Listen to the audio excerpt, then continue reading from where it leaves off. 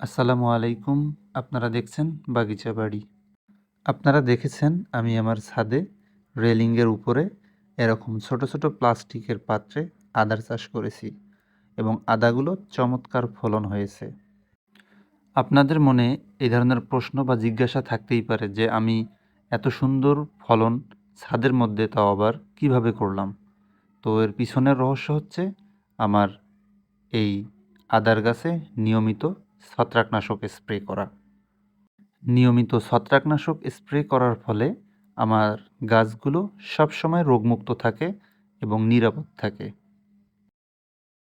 বাজারে অনেক ধরনের ছত্রাকনাশক আপনারা পেয়ে যাবেন।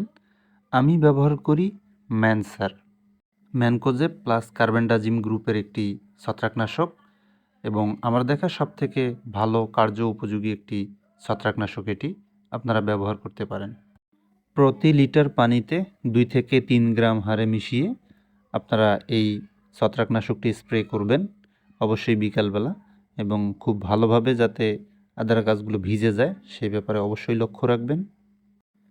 আদা চাষে এই ছত্রাকনাশক স্প্রে হচ্ছে আদা উৎপাদনে বা আদার ভালো এবং বেশি ফলনের একমাত্র সিক্রেট।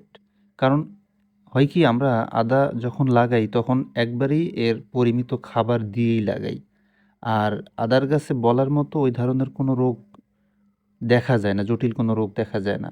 যেটা দেখা যায় সেটা একমাত্র এই ছত্রাকনাশক নিয়মিত স্প্রে করার কারণে সেটাও নির্মূল হয়ে যায়। তো আমরা বলতেই পারি যে এই আদার উৎপাদনে সবচেয়ে বেশি কার্যকরী ভূমিকা পালন করে হচ্ছে আমার এই ছত্রাকনাশক স্প্রেটা।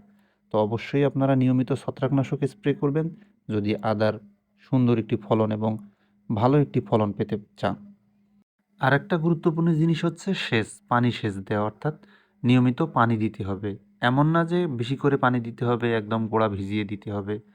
আদা গাছ এমনিতেই খুব বেশি পানি সহ্য করে না, যতটুকু না হলেই না, ততটুকু পানি আপনারা দিয়ে দিবেন।